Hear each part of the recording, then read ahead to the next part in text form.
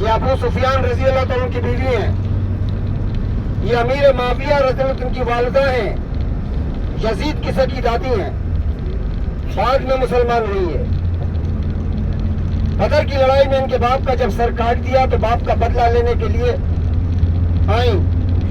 2 ہجری کو بدر ہوئی ہے اور اگلے ہی سال 3 ہجری کو لڑنے آ گئی مدینے، بدلہ لینے اپنے باپ کا۔ کہنے لگی اپنے باپ کا بدلہ لوں گی اور اپنے دانتوں سے کلیجہ چباؤں گی۔ کس کا؟ سیدنا امیر حمزہ رضی اللہ تعالیٰ عنہ کا۔ استغفر اللہ استغفر اللہ۔ اگلے ہی سال 3000 کافروں کو لائیں مدینے۔ ان 3000 کافروں میں ایک ایسے غلام بھی تھے جن کا نام وحش بن حرب تھا، نشانے میں بہت ماہر تھے، بعد میں مسلمان ہوئے۔ اپنے غلام کو کہتی ہیں کہ 3 نشانے میں تمہیں بتاتی ہوں، اگر 3 نشانوں میں سے ایک نشانہ بھی تم نے کامیاب ہو گئے تو تمہیں آزاد کروں گی، انعام بھی دوں گی۔ پہلا نشانہ رسول پاک صلی اللہ علیہ وسلم کا بتایا تھا، استغفر اللہ، اور دوسرا نشانہ حضرت علی کرم اللہ وجہ کا بتایا تھا، اور تیسرا امیر حمزہ رضی اللہ تعالیٰ عنہ کا۔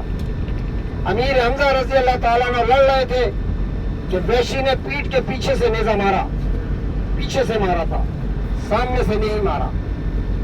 وہ نیزہ کمر میں لگا اور سینہ چیرتا ہوا باہر آ گیا۔ آپ تڑپ گئے، زمین پہ گر گئے، آپ کے سینے پہ چڑھ گئی ہندہ بنت عتبہ، یہ بعد میں مسلمان ہوئی ہیں، یہ یزید کی دادی ہیں۔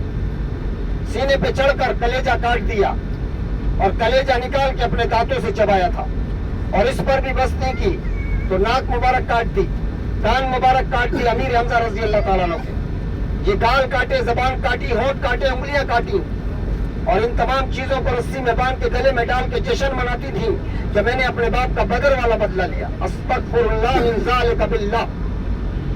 اللہ کے نبی نے جب دیکھا اپنے چچا کا اس طریقے سے شہادت ہونا تو بہت روئے، اتنا روئے کہ جبریل آ گئے، اور جبریل آ کے عرض کرتے یا رسول اللہ اتنا مت روئیں، اللہ نے آپ کے رونے کی وجہ سے 7 آسمانوں پہ لکھ دیا ہے اسد اللہ و اسد رسول اللہ، آپ اللہ کے بھی شیر ہیں، رسول اللہ کے بھی شیر ہیں۔ یہ قربانی دی ہے دین کے لیے، قربانی۔ ہمارے تک جو دین آیا ہے ایسے نہیں آ گیا، پانی کی طرح بہتا ہوا نہیں آیا، قربانیاں دی ہیں۔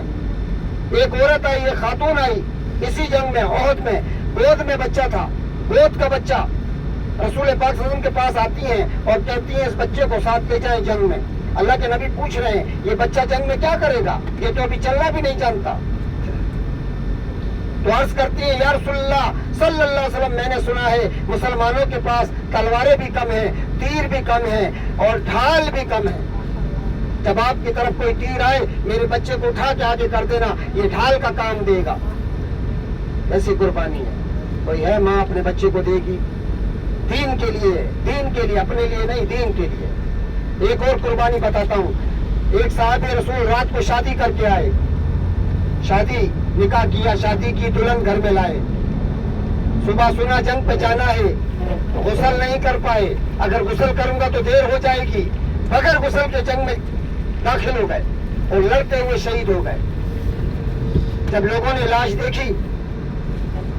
لاش دیکھی تو زمین سے اوپر اٹھی ہوئی ہے اور پانی آپ کے جسم سے ٹپک رہا ہے۔ اللہ کے نبی نے دیکھا تو آپ پہچان گئے، آپ فرماتے ہیں یہ حنظلہ بن فاسق رضی اللہ تعالیٰ عنہ ہے کہ جب رات شادی کر کے آئے تھے، صبح سن لیا کہ جنگ پہ جانا ہے تو غسل نہیں کر پائے، بغیر غسل کے آ گئے۔ اب جو یہ زمین سے اوپر اٹھے ہوئے ہیں انہیں فرشتے گود میں لیے ہوئے ہیں، اور پانی جو گرتا ہے ان کے جسم سے اس وقت فرشتے انہیں غسل کرا رہے ہیں۔ سبحان اللہ۔ ان کو مرتبہ ملا ہے غسیل ملائکہ کا کہ فرشتوں نے غسل دیا ہے، ایسے ٹائٹل نہیں مل گیا۔ فوجیوں کو جب تمغہ لگتا ہے تو کوئی نہ کوئی کارکردگی دکھاتے ہیں تو یہاں سینے پہ تمغہ لگتا ہے، تو صحابہ کے نام بدل دیے جاتے تھے، جنت کے ناموں پہ رکھ دیے جاتے تھے، یہ ان کے ٹائٹل تھے۔ ساتھیوں، ہمارا دین بڑی محنت سے ملا ہے، اور اب کافر چاہتا ہے کہ یہ دین پھر دوبارہ سے ختم ہو جائے، لیکن یاد رکھنا زندگی ختم ہو جائے گی لوگوں کی، لیکن دین ختم نہیں ہوگا، دین تا قیامت تک رہے گا۔ آخری نشانی بھی میں نے بتائی ہے، وہ پہاڑ جہاں پر کانا دجال آ کے رکے گا، وہ جبل ہیر ہے اور مدینے سے باہر ہے۔ اور یہ جبل احد ہے جو مدینے کے اندر ہے۔ اللہ کے نبی نے اس جنگ کو لڑنے کے لیے صحابہ کو جمع کیا تو مسلمان جمع ہوئے 1000، لیکن 1000 میں سے 300 واپس چلے گئے تھے۔ یہ کہہ کر گئے کہ مدینے کے شہر کے اندر ہم لڑیں گے تو ہم تمہارے ساتھ ہیں، اور اگر باہر لڑتے ہو تو ہم تمہارے ساتھ نہیں۔ اللہ کے نبی نے منع فرما دیا کہ جنگ ہمیشہ باہر ہوتی ہے، میدان میں، محلے میں جنگ نہیں ہوتی۔ تو وہ واپس چلے گئے، 1000 میں سے 300 واپس چلے گئے، بچے 700 میں سے اللہ کے نبی نے 50 صحابہ چنے اور ایک پہاڑی پر بٹھائے۔ وہ پہاڑی بھی میں ابھی آپ کو دکھاتا ہوں۔ اس پہاڑی کا نام ہے رمات۔ رمات عربی میں کہتے ہیں تیر کو، تیروں والی پہاڑ۔ 50 صحابہ بٹھائے، 50۔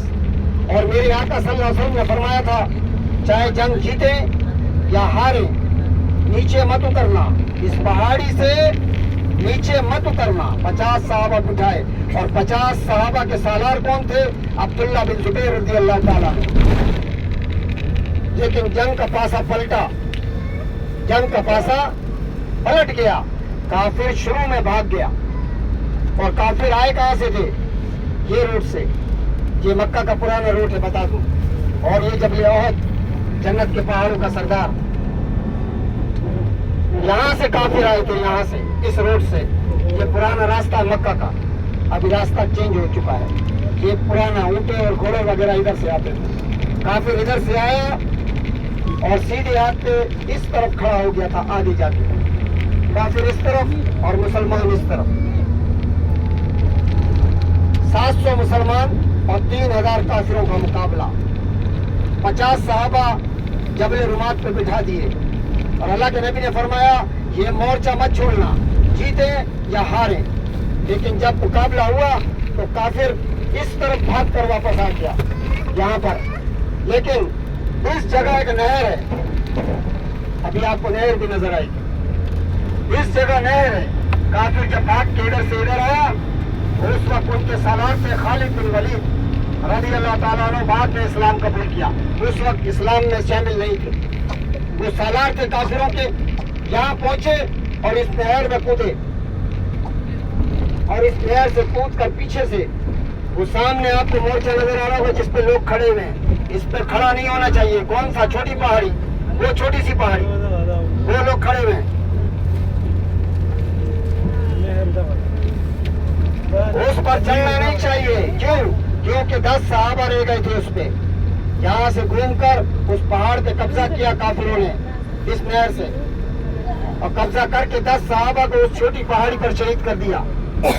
آج لوگ جوتے چپل لے کے اس پہ کھڑے ہیں اور ٹک ٹاک بنا رہے ہوتے ہیں، کسی کے ہاتھ میں چائے ہوتی ہے، کسی کے ہاتھ میں کیلے چھیل کے کھا رہے ہوتے ہیں اس پہاڑی پہ کھڑے ہو کے، جس پہاڑی پہ صحابہ نے اپنے گلے کٹوائے دین کے خاطر۔ اور یہ وہ میدان جہاں ہم جا رہے ہیں، اس میدان میں رسول پاک صلی اللہ علیہ وسلم اتنا روئے کہ اللہ نے آسمانوں پہ لکھ دیا تھا اسد اللہ و اسد رسول اللہ۔ اللہ کے بھی شیر ہیں، رسول اللہ کے بھی شیر ہیں۔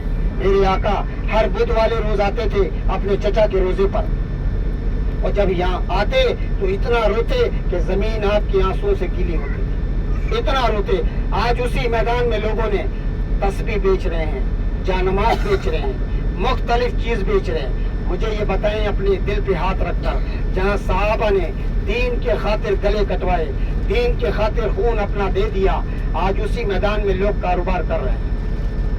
ہر جگہ کاروبار کی نہیں ہوتی، ہر جگہ قرآن پڑھنے کی نہیں ہوتی۔ جیسے ہمارے گھر ہے، اور ہمارے گھر میں ایک جگہ ایسی ہے جہاں ہم بسم اللہ بھی نہیں پڑھ سکتے، یعنی کہ واش روم، وہ بھی گھر کا حصہ ہے لیکن ممنوع ہے کہ بسم اللہ بھی نہیں پڑھ سکتے۔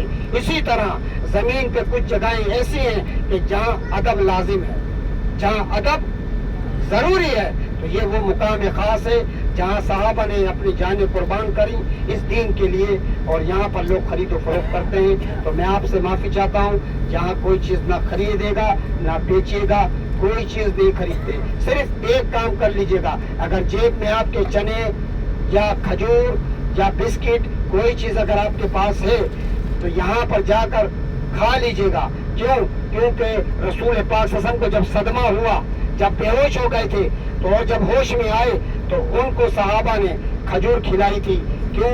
आपको सदमा ज्यादा था, इसलिए आपको खजूर खिलाई। तो यहाँ खाना कुछ न कुछ सुन्नत मुबारका है, खरीदना सुन्नत मुबारका नहीं है। अगर आपके पास पानी है तो 2 घूंट पानी पी लीजिएगा, लेकिन माजरत के साथ ये मुकाम खास है, यहाँ कोई काम, कोई बिजनेस, कोई चीज नहीं कीजिएगा। बहुत अदब से चलिएगा, मेरे साथ चलिए, मैं आपको जगह पे ले जाता हूँ, निशानदेही करूंगा।